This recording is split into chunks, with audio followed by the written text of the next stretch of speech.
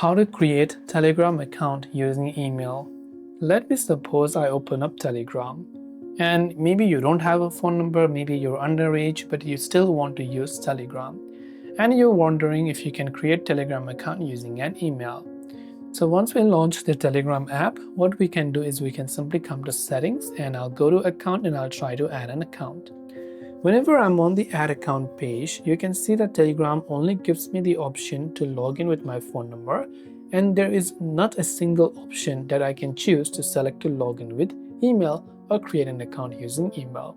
So unfortunately, Telegram does not give us an option to create a Telegram account using your email address.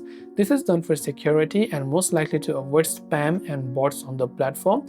That is why they require each of the users to create a Telegram account using their phone number. So this way you can create Telegram account using your email. Hope this video helped you out. If you have got any questions, feel free to leave them down below. Thank you for watching and see you soon in the next video.